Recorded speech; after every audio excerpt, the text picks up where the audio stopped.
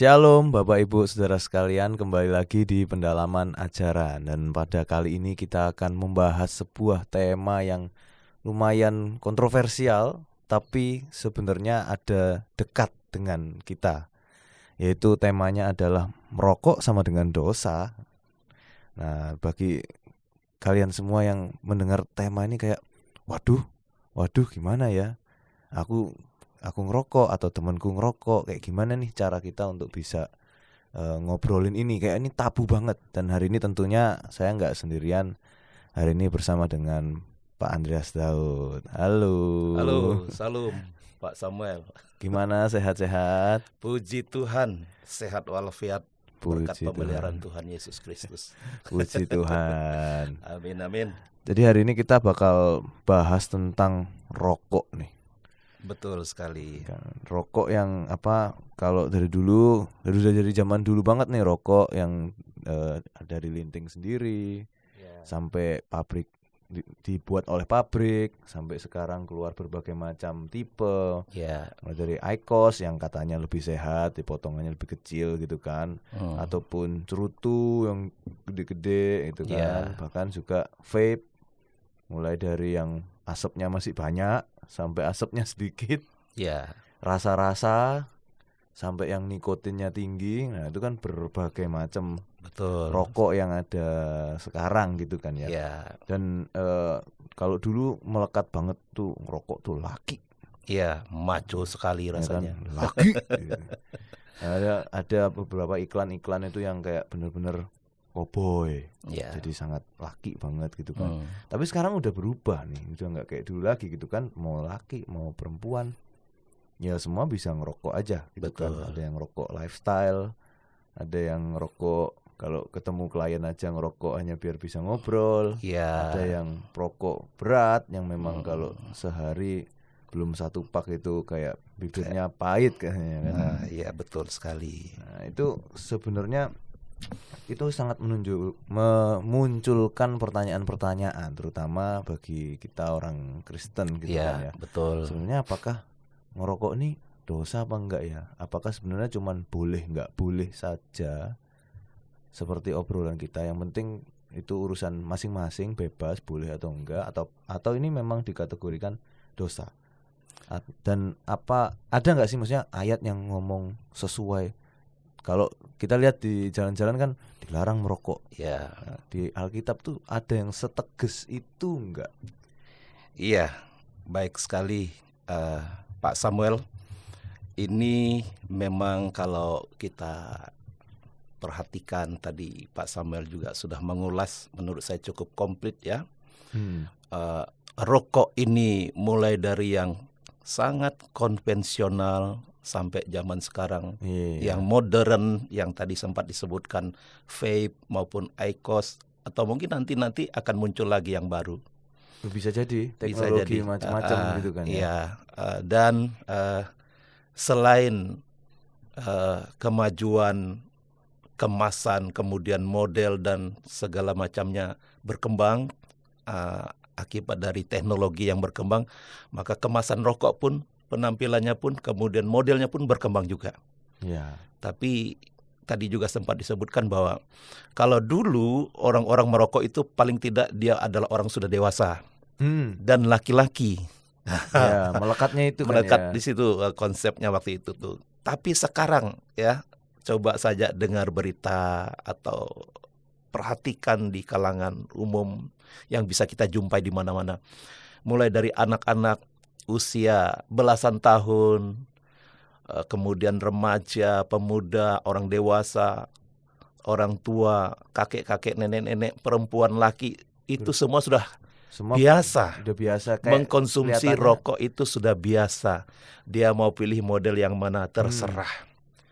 Jadi ketika kita jadi lifestyle, khususnya kalau tidak merokok itu kayaknya ada sesuatu yang kurang seperti itu. Tapi yang paling penting kita harus perhatikan ketika kita berbicara tentang merokok sama dengan dosa, sesuai dengan tema ini, kita memang harus melihat secara seimbang ya. Sebelum kita masuk pada aspek firman Tuhan, kita mencoba sedikit mengintip mengintip dari dunia Dunia kesehatan, kesehatan, ya. walaupun saya sampaikan kepada semua yang mendengar, data ini hanya kita dapatkan dari literatur yang sempat kita baca, dan itu sekilas informasi saja. Ya, mungkin Ya. sebelum kita lebih lanjut lebih detail, kita berdoa dulu aja. Oh gitu ya, tadi belum berdoa. Iya, kan tadi baru intermezzo kita Ya, membuka. oke. Mari Sebelum kita, lebih masuk ya, mari silakan. kita berdoa.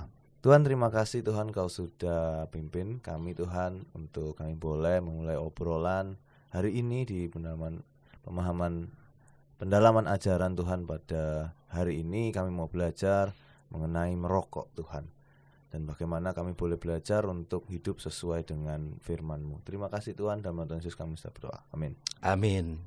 Ya, Oke. saya boleh lanjutkan ini Boleh, ya. boleh. Dari beberapa literatur yang coba saya telusuri terkait dengan rokok, dampak rokok bagi tubuh manusia ya.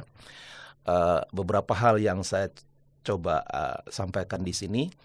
Jadi menurut ilmu kesehatan, merokok itu berbahaya. Ini tanda petik berbahaya. Artinya sesuatu yang memang tegas berbahaya, ya kan? Bagi kesehatan. Kenapa? Karena dalam rokok itu mengandung zat-zat kimia yang dapat merusak sistem jaringan tubuh. Ya, seperti ada zat yang namanya tar, karbon monoksida, sianida, arsen, formalin, nitrosamain, dan lain sebagainya. Kemudian menurut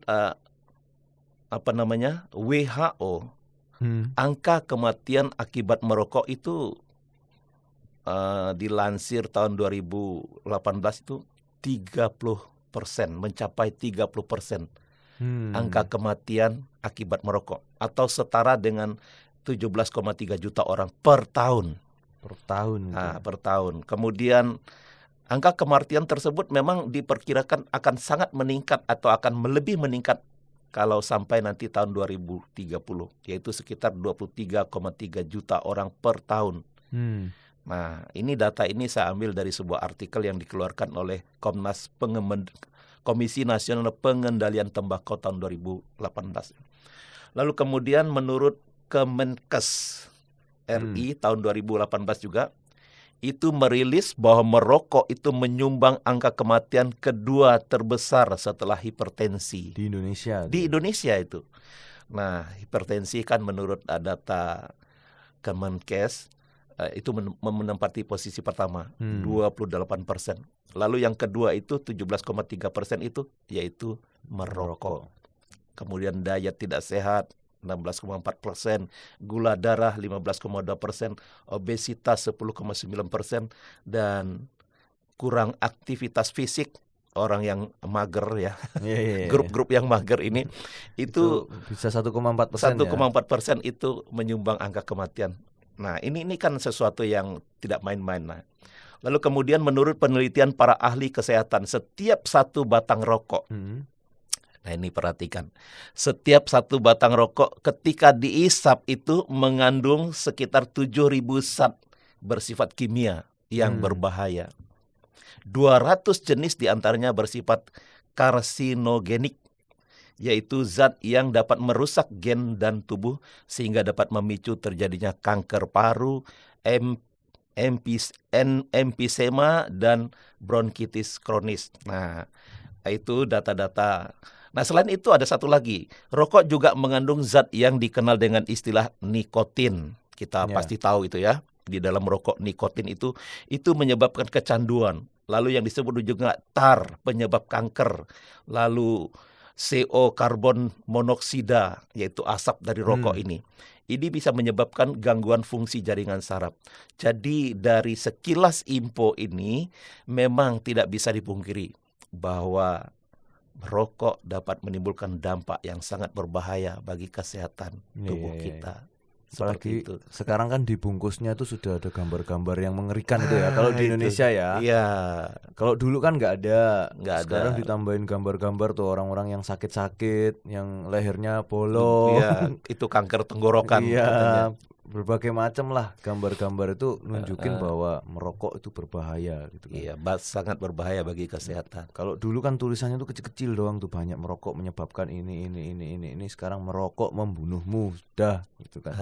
Tapi tetap banyak yang ngerokok tetap kayak nggak terlalu kayak nggak takut gitu loh. Padahal kan udah sama pemerintah dikasih aturan itu, ditakut-takutin. Ini nggak baik loh buat kesehatanmu gitu kan. Tapi sebenarnya kalau secara utuh nih dari dampaknya dari rokok itu sebenarnya kalau dilihat dari aspek firman Tuhan itu kayak gimana sih? Iya, baik. Terima kasih Pak Samuel. Sekarang kita tadi sudah sekilas melihat dampak merokok terhadap kesehatan tubuh ya.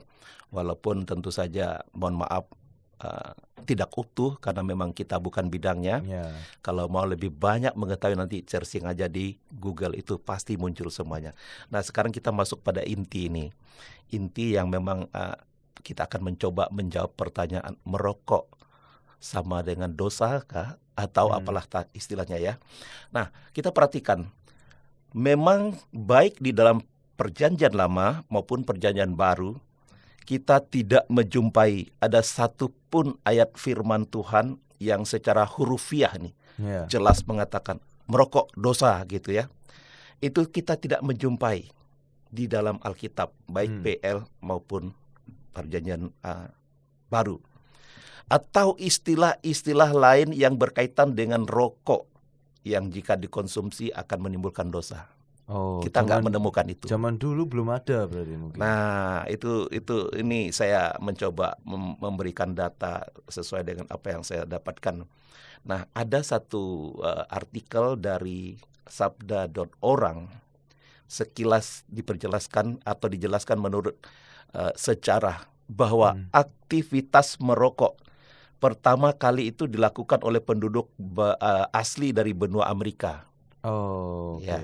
Yaitu suku Indian. Nah, aktivitas tersebut dilakukan sebagai bentuk ritual atau menyembah dewa-dewa atau roh-roh sesembahan mereka. Jadi bagian dari mereka ritual agamanya mereka gitu ya, suku Indian. Dan itu kemudian pada abad ke-16, nah ini kita tadi saya tidak mendapatkan suku Indian itu sudah melakukan itu sebagai bentuk ritual penyembahan sejak kapan, kita tidak mendapatkan data. Tetapi kemudian pada abad ke-16 bangsa Eropa itu melakukan transmigrasi besar-besar ke benua Amerika dan bertemu dengan suku Indian itu yang sudah mengkonsumsi rokok. Lalu kemudian mereka pun mulai mencoba merokok juga, dan dalam tanda petik mungkin terasa enak gitu ya. Iya. Tapi kan yang dihisap kan kita nggak tahu juga kan. Iya, jenisnya apa? Tembakau doang atau gimana nggak tahu juga gitu. Atau mungkin karena di sana hawa dingin barangkali ya, ketika ngisap rokok kan jadi hangat, jadi enak gitu barangkali ya. Data-data itu kita tidak temukan, tetapi secara data sejarah seperti itu. Kemudian sejak itulah kebiasaan merokok itu menyebar di masyarakat Eropa. Nah, lalu pada abad yang ke-17 tadi itu penduduk Eropa itu rame-rame ke Amerika ya, ke benua Amerika. Ada yang pulang. Kemudian abad ke-17 bangsa Eropa itu menularkan atau menyebarkan ya kebiasaan tersebut, kebiasaan merokok itu kepada bangsa Turki, dan akhirnya menyebar ke seluruh dunia hingga hari ini. Itu sekilas sejarah munculnya rokok. Jadi secara historis rokok baru dikenal itu dalam tanda petik sesuai dengan data yang dimunculkan dalam sabda.orang ini ya, abad ke-16. Sedangkan kalau kita perhatikan, kalau kita melalui pelajaran ya, kanonisasi atau penyusunan Alkitab itu, perjanjian lama itu rampung pada tahun 435 sebelum Kristus. Ya, atau sebelum Masehi. Jauh sebelumnya. Ya kan? Kemudian perjanjian baru rampung di kanonisasi pada tahun 397 Anno Domini atau tahun Masehi. Tahun yang sekarang ini kita perhatikan, itu tahun 397. maka bisa sangat mungkin dikatakan ketika dilakukan proses kanonisasi, rokok itu memang belum dikenal. muncul, belum ditemukan. Iya, Nah, orang-orang seperti itu. di Eropa kan pasti kan, karena kan orang Israel kan yang Iya, betul. zaman itu belum tahu. Belum tahu.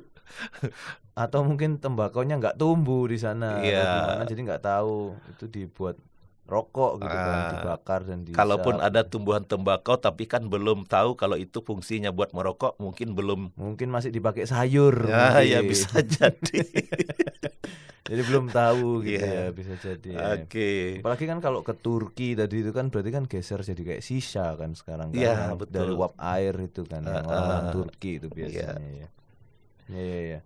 Tapi sebenarnya terlepas dari sejarah tadi ya, bahwa kalau pengen ditulis persis dilarang merokok itu nggak ada, karena memang belum ada waktu pada itu. zaman itu. Tapi sebenarnya ada nggak sih kayak prinsip-prinsip dalam firman Tuhan yang sebenarnya mengatakan tentang ini? Nah, inilah yang kita berharap akan menjawab pertanyaan-pertanyaan yang menggelitik itu tadi ya. Termasuk topik kita. Topik kita itu kan selain topik merokok sama dengan dosa, ada topik-topik yang lainnya. Ini kita akan perhatikan. Tadi saya sudah jelas mengatakan bahwa sesuai dengan data, tidak ada satu ayat firman Tuhan baik PL maupun PB yang menulis secara hurufiah merokok itu dosa. Nah, sekarang kita perhatikan prinsip-prinsip firman Tuhannya. Kita mulai dari paling dasar dulu.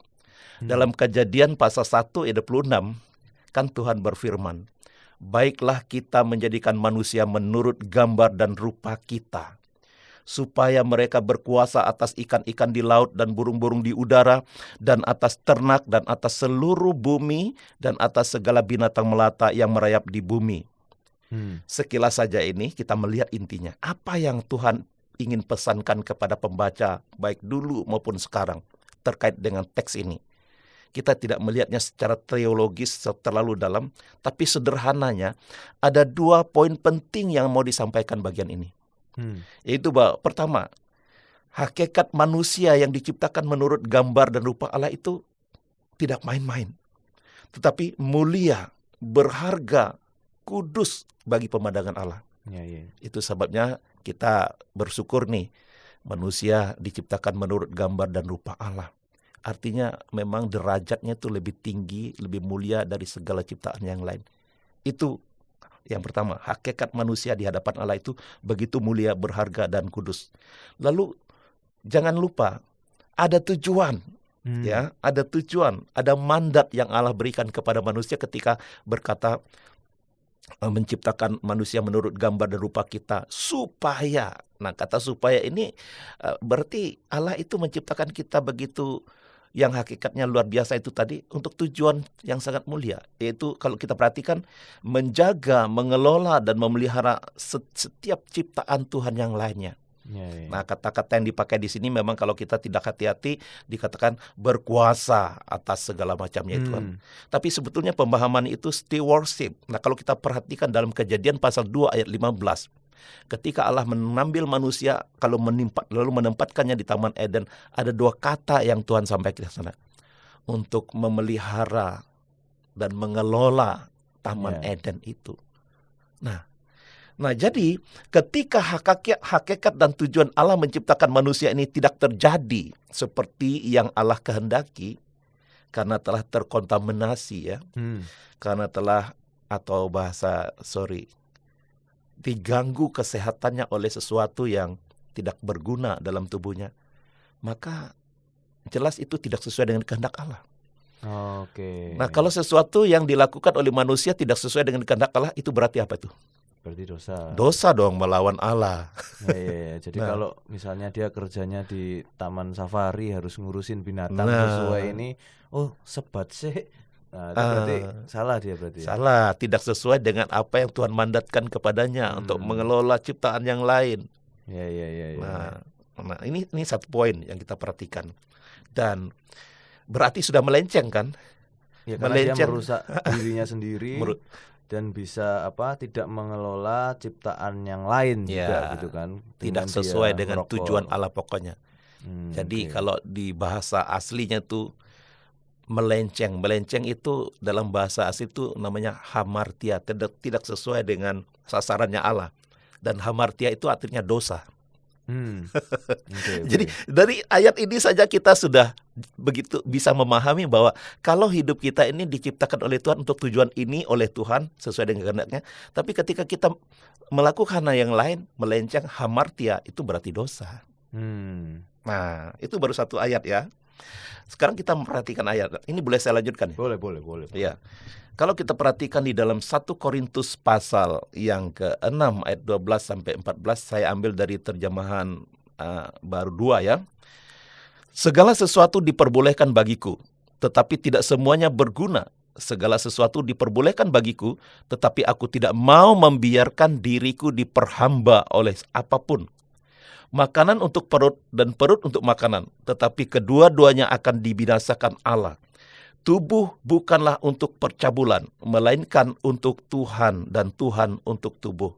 Ini menarik sekali kalau kita perhatikan apa yang sebenarnya Paulus ingin sampaikan. Dalam konteks ini, Rasul Paulus itu berbicara tentang nasihat Paulus terhadap dosa percabulan. Nah, sangat menarik. Mengapa dihubungkan dengan makanan? Nah, tentu saja tidak semua makanan ya. Makanan yang bagaimana yang kemudian dikatakan akan dibinasakan, menunjukkan bahwa ada dikatakan baik makanannya maupun yang dimakannya akan dibinasakan Allah. Makanan yang bagaimana sih yang dibinasakan Allah, termasuk yang memakannya, yaitu makanan yang seharusnya tidak pantas, tidak boleh masuk ke dalam tubuh, yang bisa merusak tubuhnya. Nah, itu akan dibinasakan. Sesuatu yang tidak berguna atau tidak sesuai dengan kehendak Allah, tetapi dilakukan. Nah, itu tentunya dosa. Karena tidak sesuai dengan kehendak Allah untuk tubuh manusia ciptaan Allah. Apalagi ketika sampai diperhamba atau diperbudak oleh sesuatu yang tidak berguna itu. Berarti kalau apalagi sudah sampai ke kecanduan gitu ya. Itunya yang jadi salah satu poin tersendiri ya. Betul sekali itu tadi. Kecanduan itu kan sesuatu, merokok itu kan ada satu zat tadi itu ya, nikotin itu ya, yang bisa membuat orang kecanduan. Merokok dari aspek kesehatan jelas sudah tidak berguna, bahkan merusak kesehatan tubuh. Tetapi juga menyebabkan kecanduan. Nah, orang yang sudah kecanduan rokok itu coba perhatikan. Selalu gelisah, tidak tenang kalau tidak merokok. Pernah ngalami ya? Enggak ya? Enggak pernah, saya enggak pernah tapi tahu. Tahu pasti ya. Kita bisa melihatlah orang yang terbiasa merokok, ketika tidak merokok dia tidak tenang, tidak bisa berpikir baik ya, sekalipun itu tidak mutlak ya. Orang yang tidak merokok kadang-kadang tidak bisa berpikir baik. Tetapi itu salah satu pengaruh dari kecanduan itu tadi. Tidak bisa bekerja maksimal dan sebagainya tanpa rokok. Artinya apa? Kecanduan itu sudah menjadi tingkat yang ketergantungan. Nah, kalau ketergantungan itu kan sudah sesuatu yang tidak wajar gitu ya. Ya, sesuatu yang tidak wajar dan itu tanda ketidaknormalan. Nah, kondisi psikologisnya dan biasanya berakibat fatal pada sistem kehidupan, saraf dan sebagainya. Nah, ini yang kita perhatikan. Nah, Alkitab sangat tegas bahwa kita tidak boleh diperhamba atau diperbudak oleh apapun juga. Nah, kalau orang sudah kecanduan rokok, kira-kira masuk nggak bahwa dia sedang diperbudak oleh rokok? Nah itu. Nah, ketika seseorang sudah terikat dan tergantung pada rokok atau pada apapun juga, ya ini tentu saja karena topik kita tentang rokok, maka lebih banyak spesifik kita kepada rokok. Tetapi terhadap apapun juga, kalau sudah ketergantungan, itu sebenarnya sudah tidak baik. Tidak sesuai dengan kehendak Allah. Nah, dengan sendirinya sudah mengabaikan Tuhan. Coba, orang yang ketergantungan terhadap sesuatu itu, dia seakan-akan mengabaikan, bukan seakan-akan, dia pasti mengabaikan yang lainnya. Mengabaikan Tuhan tentunya. Nah, artinya dapat dikatakan bahwa mentuhankan pada apa yang menjadi ketergantungannya. Nah, ini salah satu yang membuat Allah murka kalau kita perhatikan dalam Perjanjian Lama terhadap umat Israel itu adalah ketika mereka sudah mulai mencondongkan hidupnya kepada ilah-ilah lain lalu kemudian mengabaikan Tuhan. Dalam sejarahnya Tuhan itu memang pasti paling tidak suka kalau umat yang dikasihinya itu mulai mengalihkan pandangannya, mulai ketergantungan kepada hal yang lain. Itu sebabnya bangsa Israel itu sampai kemudian dihukum, dibuang ke Babel 70 tahun dan seterusnya itu ya. Karena memang Tuhan tidak suka. Tuhan tidak berharap umat yang dikasihinya bergantung kepada yang lain. Nah, merokok. Merokok kita bisa membuat kita ketergantungan kepada rokok. Lalu kita dalam tanda petik, semoga saya tidak terlalu jauh ya, kita kemudian mengabaikan dong Tuhan yang harus menjadi pengharapan kita, tempat menjadi kita bergantung kepadanya. Dan ini yang menurut Paulus dalam konteks ini itu tidak benar. Nah, berarti kan sudah dosa. Oke, saya lanjutkan ayat yang lain karena ini beberapa ayat yang saya ambil. 1 Korintus 6 ayat 19-20. Atau tidak tahukah kamu bahwa tubuhmu adalah bait Roh Kudus yang diam di dalam kamu, Roh Kudus yang kamu peroleh dari Allah, dan bahwa kamu bukan milik kamu sendiri, sebab kamu telah dibeli dan harganya telah lunas dibayar. Karena itu muliakanlah Allah dengan tubuhmu.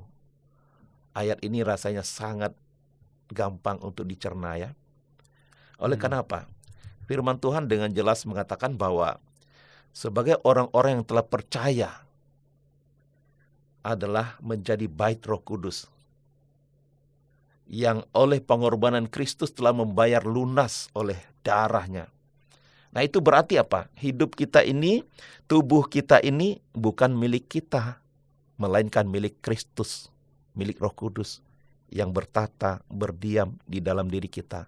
Nah, kita menghidupi hidup ini adalah oleh karena anugerah Tuhan untuk boleh menghidupi tubuh ini. Maka kita harus menghidupi tubuh kita ini untuk kemuliaan nama Tuhan. Nah, memuliakan Tuhan dengan tubuh termasuk tidak mengkonsumsi sesuatu yang tidak berguna. Seperti Rasul Paulus tadi mengatakan, sesuatu yang tidak berguna. Ya, memuliakan Tuhan berarti kita menghindari sesuatu yang tidak berguna yang pada akhirnya membuat kita tidak bisa mempermuliakan Tuhan. Bahkan bisa mendorong, menggiring kita untuk diperhamba oleh sesuatu itu, termasuk oleh rokok. Nah, inilah yang kemudian, kalau sudah seperti itu, maka jelas poinnya adalah kita sudah berdosa kepada Tuhan. Nah, itu. Lalu selain itu tadi, ada lagi nggak maksudnya ayat-ayat yang kayak lebih keras gitu ada nggak? Oke, kita akan perhatikan. Misalnya kita coba perhatikan di dalam 1 Korintus 3:17. Paulus ngomong seperti ini. Jika ada orang yang membinasakan bait Allah, maka Allah akan membinasakan dia. Sebab bait Allah adalah kudus, dan bait Allah itu ialah kamu. Dibinasakan berarti. Dibinasakan. Jadi tidak main-main. Saya ingin mengatakan ini bukan karena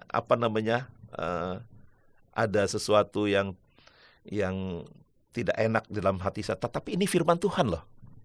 Firman Tuhan. Pernyataan Paulus itu sangat tegas bahwa ketika kita tidak menjaga tubuh fisik kita dengan benar, dengan cara mengkonsumsi atau memasukkan sesuatu yang tidak berguna, bahkan yang bisa merusak kesehatan tubuh yang adalah bait Roh Kudus, maka konsekuensinya dibinasakan Allah.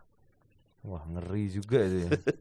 Tapi gimana kalau misalnya nih ada orang-orang yang akan ngomong, loh kan belum tentu, belum tentu. Aku udah 30 tahun rokokan ya, sehat-sehat, fine-fine aja, tidak sakit, nggak pernah sakit. Aku cek paru-paru, ronsen bersih, nggak pernah ada kenapa-napa. Berarti kan terjaga dengan baik nih bait Allahnya nih. Aku ngerokok juga nggak ngefek gitu.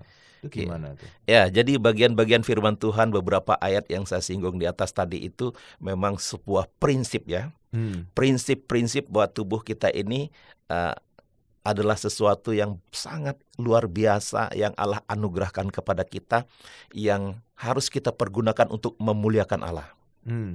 Nah, bahwa kemudian dampak dari apa-apa yang kita konsumsi yang tidak berguna, kata Rasul Paulus, salah satu spesifiknya karena kita berbicara tentang rokok, tidak bisa dipungkiri, mulai dari sisi medis maupun dari firman Tuhan.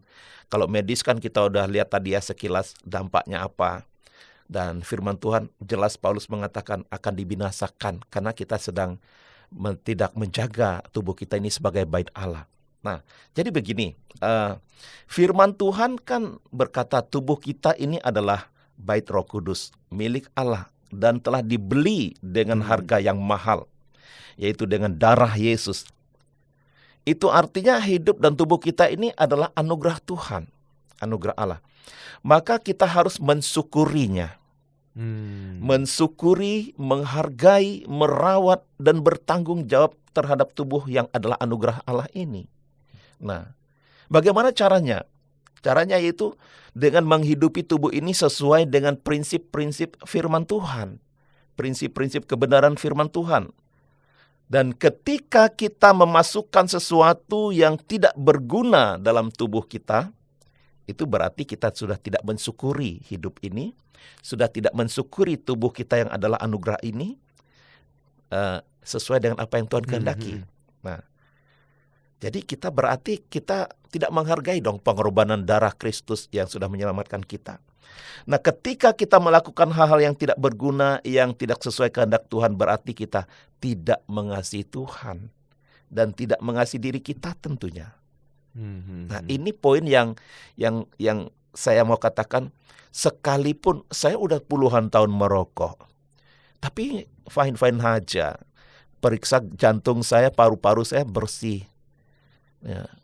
Iya, untuk saat itu.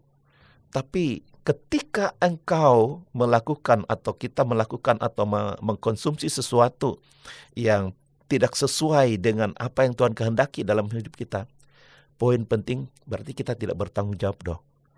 Kita tidak menghargai, kita tidak mensyukuri hidup ini, tubuh ini yang adalah anugerah Tuhan, yang sudah dibeli dengan harga yang mahal tadi itu oleh darah Kristus. Nah, itu dosa. Berarti karena ya kan sudah dibeli juga gitu Iya. kan. Berarti bukan kita bisa seenak-enaknya. Betul sekali. Ada tanggung jawab kepada Tuhan juga gitu. Iya. Ya. Jadi intinya walaupun kita merasakan saya merokok tapi tidak ada masalah, saya sehat-sehat aja, tidak sakit ini dan itu. Tapi walaupun tidak sakit ini dan itu karena merokok, kita tidak tahu nanti, itu kan waktu yang membuktikan. Tapi yang jelas ketika kita melakukan semacam itu, bahwa tubuh kita ini bait Allah yang sudah dibeli dengan harga yang mahal, ketika kita melakukan semuanya itu, yang paling tidak disukai Allah berarti tidak menghargai anugerah Allah yang berupa hidup dan tubuh kita ini. Ini masalah besar, dan itulah dosa juga. Tidak bisa kompromi, tidak bisa abu-abu, dosa itu. Oke. Itu. Lalu gimana nih kalau ini kan orang-orang ya oke lah, dia paham, dia tahu nih merusak bait Allah apa kayak gitu, dia sudah ngerti nih. Tapi sebenarnya dalam kehidupan sehari-hari ya ini dia cuman casual smokers aja, jadi cuman ngerokok ketika misalnya untuk nemenin klien ataupun ya udahlah buat ya sekali isep-isep juga, bukan supaya gaul dan segala macam. Atau bahkan kalau istilahnya itu nggak ngeses. Jadi cuman taruh di mulut dibuang lagi, nggak yang diisep bener kayak gitu. Hanya supaya kelihatan ngerokok aja gitu kan. Iya. Itu gimana? Saya jadi ingat kalau mungkin tidak ada orang yang tahu kalau saya ini mulai kelas 3 SD loh merokok. Kalau diceritakan cukup panjang dan menarik. Salah satu yang membuat saya kemudian waktu itu kelas 3 SD loh merokok saya. Karena merasa kelihatan kalau orang merokok itu kayaknya gagah sekali gitu. Bayangan saya waktu itu, kok bisa ya dari mulut keluar asap setelah mengisap rokok. Saya ingat rokok yang saya beli pertama kali waktu itu, yaitu saya sampai jual beras loh beli, curi beras mama saya. Namanya rokoknya itu rokok Alhambra. Alhambra itu rokok import dari Malaysia. bungkusnya hijau, lalu rokoknya itu putih. Waduh, keren sekali kelihatannya ya. Nah, saya merokok. Tapi apa? Untuk apa saya? Untuk gagah-gagahan. Anak laki-laki kan ya, lihat yang lain-lain merokok, akhirnya saya melakukan juga. Tapi ternyata itu sesuatu yang tidak menjawab apa yang menjadi harapan saya.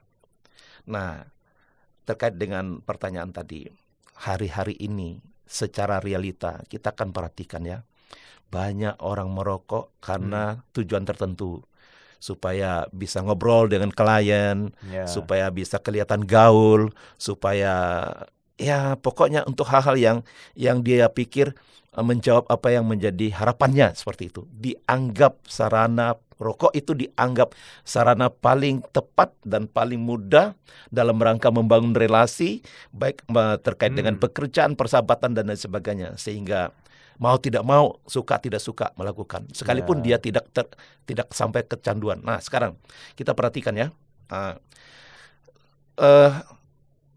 apa yang dilakukan ya, karena kehidupan sehari-hari itu sebenarnya sudah menjadi yang namanya mekanisme berdalih. Nah, berdalih adalah salah satu alat yang ampuh untuk membenarkan diri. Nah, berdalih untuk membenarkan diri sebetulnya memang bukan hal yang baru, tapi sebetulnya sudah dilakukan oleh manusia pertama. Dari Adam dan Hawa. Adam dan Hawa. Nah, dalam Kejadian pasal 3 itu kan terkait dengan kejatuhan manusia dalam dosa ya. Itu kalau kita runtut itu, ketika Adam dan Hawa diciptakan oleh Tuhan dan menempatkannya di Taman Eden, ada satu perintah yang Tuhan berikan. Semua pohon yang ada di Taman Eden ini boleh kamu makan. Tapi satu yang tidak boleh kamu makan. Itu pohon yang ada di tengah-tengah, yang namanya pohon pengetahuan yang baik dan yang jahat. Tapi ketika dia mulai dijumpai oleh ular, yang mengatakan satu kalimat yang membuat dia sebegitu tergelitik dan akhirnya merasa harus melakukan. Ular itu mengatakan kira-kira begini, kamu tidak akan mati kalau makan itu, tapi kamu akan sama seperti Allah, tahu yang baik dan yang jahat. Wow, kata-kata itu sangat luar biasa. Kayak keren gitu ya. Keren sekali. Nah, ketika si Hawa itu mendapatkan kalimat yang dari ular itu, waduh hebat dong saya nanti bisa seperti Allah, tahu yang baik dan yang jahat. Itu awal mula mekanisme berdalih itu muncul. Dan itu kemudian menjadi alat, menjadi senjata manusia dari zaman ke zaman sampai hari ini, termasuk merokok. Iya. Ya kan? Jadi macam-macam gitu ya. Macam-macam alasannya. Gitu ya. Tapi itu hanya istilahnya hanya mekanisme berdalih, membenarkan diri. Ya. Seperti gimana dong kalau mau ketemu klien nggak merokok, pembicaranya kan tidak lancar dan segala macam. Nanti kemudian kita tidak sampai kepada kesepakatan dan lain sebagainya. Ada begitu banyak yang bisa muncul, tetapi itu sebetulnya sudah mulai memakai yang namanya mekanisme berdalih untuk membenarkan diri itu. Karena banyak yang bilang mulai obrolan tuh kalau ngerokok tuh lebih enak gitu kan. Betul. Padahal ya cuman, Mas ada korek biasanya gitu. Oh iya, pinjem korek gitu. Kan bisa pinjem korek buat nyalain kue ulang tahun lilinnya kan bisa. Nggak harus dipakai buat ngerokok lah kalau mau pinjem korek aja. Dimain putar-putar atau apa gitu kan bisa juga sebenarnya ya. Jadi ketidaksadaran itulah yang kemudian terjadi pada diri Adam dan Hawa, dan pada endingnya apa yang terjadi? Kehancuran kan? Dia bukannya malah sama seperti Tuhan, tetapi malah hancur. Tuhan kemudian menghukum mereka untuk kalau mau dapat rezeki itu bekerja luar biasa. Si Hawa pun sangat berahi, tapi kemudian sakit bersalin, dan yang lebih parah mereka diusir dari Taman Eden. Ini kan sangat fatal sekali. Gara-gara mekanisme berdalih untuk membenarkan diri. Hari ini kalau kita mau hubungkan dengan, ya kalau nggak merokok gimana dong ngobrolnya, nanti kan kita dianggap tidak maco atau segala macam, kurang gaul dan segala macam. Saya mau katakan, saya nggak abu-abu. Itu semua sebenarnya strategi mekanisme berdalih untuk membenarkan diri. Tuhan sudah memberikan kita bijaksana hikmat. Masa tidak ada cara lain yang lebih baik, yang sesuai kehendak Tuhan? Kira-kira seperti itu. Jangan-jangan habis dengerin ini malah mekanisme berdalihnya ganti. Oh, kenapa ngerokok? Gara-gara Adam Hawa sih. Masa Adam Hawa ngelakuin kita enggak? Iya. Lalu gimana nih kalau orang-orang Kristen nih kan kadang ada yang udah terlanjur kecanduan, udah lama, dia sebenarnya kepengen berhenti tapi sulit gitu, karena kan kalau udah sulit. Kecanduan itu kayak sulit gitu kan. Itu gimana cara nolongnya? Ya, itu tidak bisa dipungkiri. Jangankan kecanduan rokok, kecanduan hal-hal yang mungkin dalam tanda petik mungkin dirasa kurang berbahaya, untuk lepas saja itu pasti sulit. Tidak mungkin cepat, atau apalagi kalau istilahnya sudah diperhamba atau diperbudak. Kecanduan kan nama lain dari diperhamba atau diperbudak oleh sesuatu yang mengikat kita ya. Nah, tidak mudah memang, tetapi kalau kita perhatikan apa yang Tuhan Yesus katakan dalam konteks dia berbicara bahwa orang kaya tidak mudah atau sukar masuk kerajaan Allah. Setelah dia jelaskan tentang apa yang menjadi alasan kenapa orang kaya itu sukar masuk ke kerajaan Allah, di Lukas 18 ayat 27 itu kita tidak sempat baca semuanya ya, tapi saya mengambil bagian itu. Dikatakan Tuhan Yesus berkata, kata Yesus, apa yang tidak mungkin bagi manusia, mungkin bagi Allah. Ya. Nah, apa yang mau kita pelajari dari bagian kalimat yang Yesus sampaikan ini? Itu tergantung daripada kita. Kalau kita menghayati bahwa hidup dan tubuh kita ini milik Allah, maka ketika kita minta tolong kepada Allah, masa sih dia tidak bisa menolong kita untuk membebaskan kita? Nah, ditambah lagi kalimat yang Yesus, menurut saya ini kalimat yang sangat luar biasa, kalimat emas. Apa yang tidak mungkin bagi manusia, mungkin bagi Allah. Nah, beberapa ayat yang saya sampaikan bahwa kita sepakat ya bahwa merokok atau mengkonsumsi sesuatu yang tidak baik, yang tidak sesuai kehendak Tuhan, memasukkan sesuatu dalam tubuh kita yang tidak sesuai dengan kehendak Tuhan, apalagi dikatakan tubuh kita ini bait Allah, maka pasti dosa dong upahnya. Tapi jangan lupa Rasul Paulus di dalam Roma 6 ayat 23 itu harus baca komplit ini. Sebab upah dosa ialah maut, tetapi kasih karunia Allah ialah hidup yang kekal dalam Kristus Yesus Tuhan kita. Nah, ini artinya apa? Sehebat apa sesuatu yang membelenggu kita, seberat apa sesuatu yang memperhamba kita, yang yang membuat kita menjadi tergantung sekali, apabila kita merendahkan diri, datang kepada Tuhan dengan sungguh-sungguh, biar Tuhan yang tolong gitu. Tuhan pasti tolong. Dikatakan, tetapi kasih karunia Allah ialah hidup yang kekal dalam Kristus Yesus. Ini ada sebuah jawaban, dan jawaban itu hanya ada di dalam Tuhan Yesus Kristus. Tergantung kita, apakah kita mau sungguh-sungguh berserah dan berharap untuk Tuhan tolong membebaskan kita dari ketergantungan itu apa tidak. Ayat lain lagi, di dalam 1 Yohanes 1 ayat 9. Jika kita mengaku dosa kita, maka Ia adalah setia dan adil, sehingga Ia akan mengampuni segala dosa kita dan menyucikan kita dari segala kejahatan. Kurang apa lagi? Yang dibutuhkan dari kita ini adalah keterbukaan, kerelaan hati, mengaku. Itu bagian kita. Dan bagian Tuhannya adalah mengampuni kita. Mengampuni Tuhan itu tolong, Tuhan mengampuni gitu ya. Mengampuni itu bisa juga memulihkan kita. Satu ayat lagi dalam Yesaya 1 ayat 18. Marilah, baiklah kita berperkara firman Tuhan. Sekalipun dosamu merah seperti kirmisi, akan menjadi putih seperti salju. Sekalipun berwarna merah seperti kain kesumba, akan menjadi putih seperti bulu domba. 3 ayat ini kalau kita gabungkan, penghayatannya itu tidak ada yang mustahil bagi Tuhan. Mungkin kita merasa udah kado, udah kecanduan, udah puluhan tahun. Bagi Tuhan tidak ada yang mustahil. Tuhan pasti bisa tolong. Tuhan pasti bisa tolong kalau kita mau. Maunya itu bukan karena supaya saya bebas dari rokok, bebas dari kecanduan, bukan. Maunya itu karena kita menyadari siapa sih kita. Kita ini, tubuh kita inilah bait Roh Kudus yang kita dapatkan karena anugerah Tuhan. Oleh karena Tuhan sudah membayar dengan harga lunas melalui darahnya yang kudus. Lalu kalau kita melakukan atau memasukkan sesuatu yang tidak berguna seperti Rasul Paulus katakan tadi, maka kita sebenarnya tidak mensyukuri tubuh kita sebagai anugerah Tuhan dalam hidup kita. Orang boleh katakan seperti tadi, berdalih untuk ini dan itu semua karena ketidaktaatan kok sebenarnya. Hawa melakukan itu lebih mengikuti apa yang dikatakan oleh ular, karena sebenarnya dasarnya dia tidak taat kepada Allah. Tidak taat kepada Allah yang menciptakannya, yang mempersiapkan ke Taman Eden dan memerintahkan sesuatu yang sangat luar biasa, yang melimpah-limpah, tapi hanya karena satu pohon dia malah kemudian tidak taat kepada Allah. Coba kita bayangkan dalam hidup kita. Kan begitu banyak makanan yang bergizi.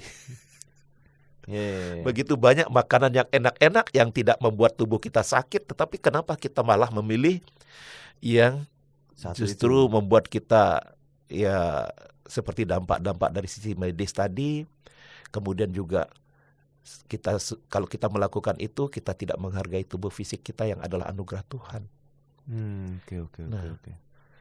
Jadi muaranya ke sana. Bisa disimpulkan sendiri ya. Iya.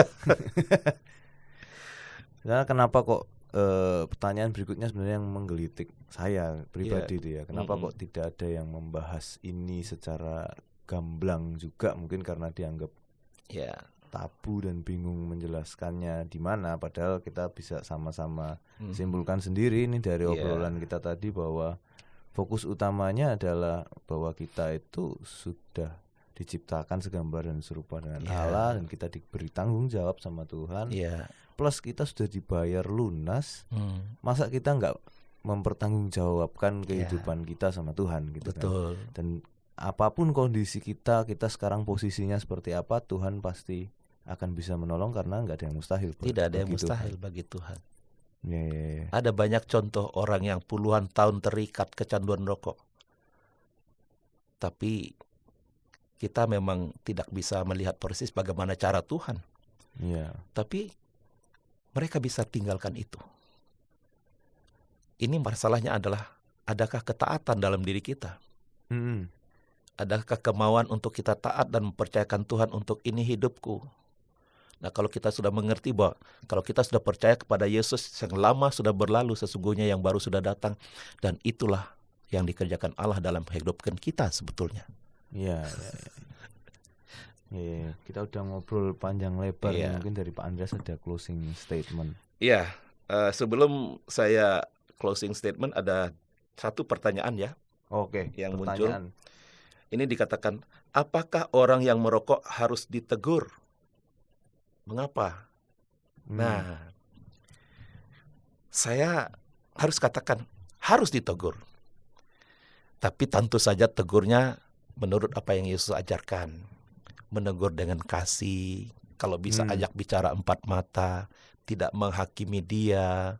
Lalu kalau misalnya kita cukup punya cukup penghayatan tentang firman Tuhan, kita bisa sampaikan apa-apa sebenarnya yang kemudian kenapa merokok itu perlu ditegur. Kalau kita sampai kemudian mendiamkan, maka kita sebenarnya tidak mengasihi dia. Paling enggak kita mengingatkan. Paling tidak mengingatkan. Nah kan, seperti dalam firman Tuhan itu kalau kita perhatikan Lukas di dalam Matius pasal 18 ayat 15 itu, bahwa tegurlah mereka yang kedapatan melakukan sesuatu yang tidak benar dengan empat mata dan lain sebagainya, kira-kira seperti itu. Dan di dalam Galatia 6 ayat 1-2, bertolong-tolonganlah kamu menanggung bebanmu. Kalau ada yang kedapatan tidak rohani, kamu yang rohani harus menolong mereka. Nah, maka pertanyaan ini, apakah kita bisa menegur orang yang merokok? Bisa, tapi tentu saja dengan bijaksana, dengan penuh kasih, bukan menghakimi, tapi kita mencoba belajar menunjukkan apa yang Tuhan kehendaki dari tubuh fisik kita yang Tuhan anugerahkan ini. Itu. Itu jadi yang baiklah kita saling mengingatkan juga gitu ya baiklah dalam kita saling komunitas ya. mengingatkan gitu. Selagi masih ada waktu, apalagi Iya, kalau iya. misalnya ada anggota keluarga kita yang saya pernah melihat satu kasus ya. Dia sebenarnya tidak suka dengan suaminya yang merokok. Tapi ketika suaminya suruh beli rokok karena Dia takut, belikan. dia belikan.